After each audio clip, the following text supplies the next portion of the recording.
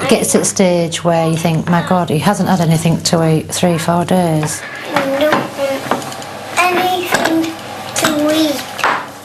And you start trying to fill him up with the crisps, the biscuits, and it is a bad thing, like especially for his teeth and his health, but if that's the only thing he's going to live on, that's what we've got to give him. It does get upsetting, it just gets to you. I wish I could check him and just say, right, you know, and check everything that's bad out of him and just keep all the good bits. Not that he's a bad lad, are you? Lovely.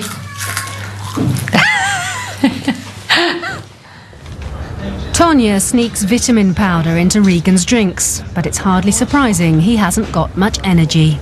Well, so far the doctors have actually said, you know, it's fad eating, it's fussy, terrible toes, even though it's now coming up to 5, so I don't know how long that's going to last. And I do actually say, give me a date of when he will start being normal.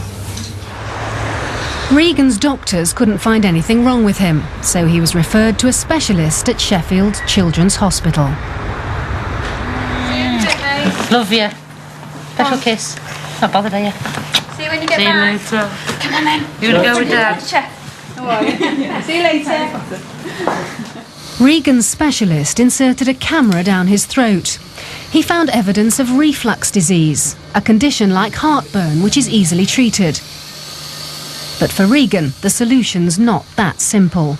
I think what we got is 2 problems. He started off with the reflux, but he's then developed an aversion to food because it's been unpleasant.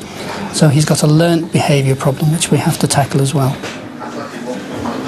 Regan's back home with his family in York and on medication for the reflux, but he's still the pickiest kid in Britain. Sometimes he'll get to a point where I actually put the food in his mouth.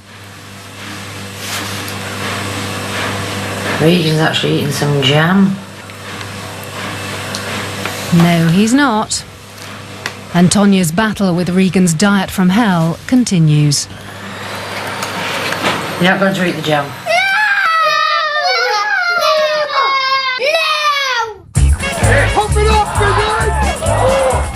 Here's a competitive sport that requires stamina, speed and a certain kind of courage.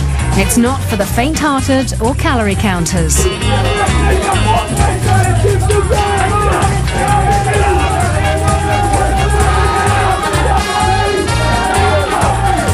Across the fat Western world, people calling themselves athletes train their stomachs to take in as much food as possible in the shortest time.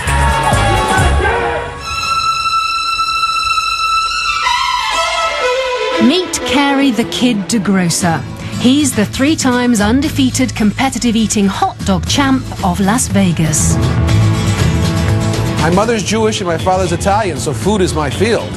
And I just always loved to eat. I always thought I could do it. I was always a fast eater. My mother used to say, Carey, you don't even taste your food. You just eat, eat, eat. And so when this came around, I thought, my God, here's a sport that I could be in, you know? I always wanted to be an athlete.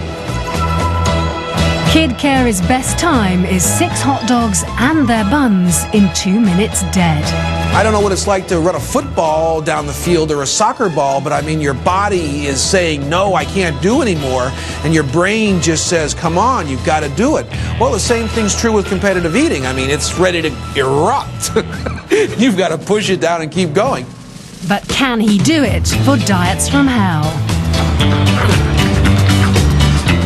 We suggest you don't try this at home. You take the hot dog, stick it in water, wring it out with the bun and shove it in. To do what Carey does requires training.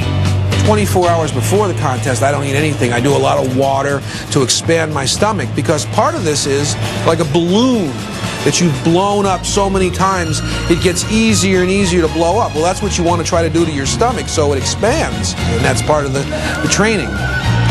No matter how much your stomach expands, there's no gain without pain. When I eat more and more hot dogs, I feel terrible. It's like every ounce of my blood is rushed to my stomach to digest all that food.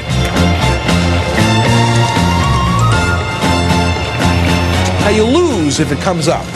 That's part of the rules. If it comes up during a contest, you're out. So there's a test of my strength.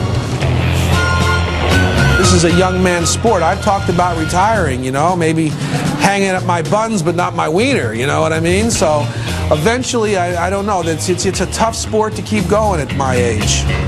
Afterwards, some of the competitors make themselves sick, but not Carey. I must have battery acid in my stomach because as soon as it hits it, boom, it's in there. So no, I don't feel good. I don't feel good for a few days. Probably, you know, more information than you want to know, but I'm plugged up for a while. There are obvious health risks associated with this kind of activity, but it doesn't stop some competitors campaigning for serious recognition. The International Federation of Competitive Eating wants to make this an Olympic sport. It's mind over matter, it's testing the body, so why shouldn't it be an Olympic sport? Absolutely. We're gladiators. We're in a sport together and we're battling it out. So we're gustatory gladiators. 2 minutes and 6 dogs later, Kid Carey proves he's a champ. Oh, I think people underestimate competitive eating a lot. I think that they don't realize what a test of mind over matter it is. Absolutely. It's not easy. I mean, your stomach's saying no, no, no, and you're forcing your body to push past its circuit breakers, so it's tough. Absolutely. You know, having food in your mouth still is legal as long as you have it in your mouth.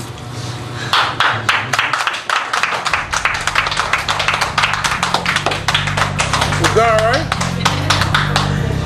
Can we try that one more time? Sure.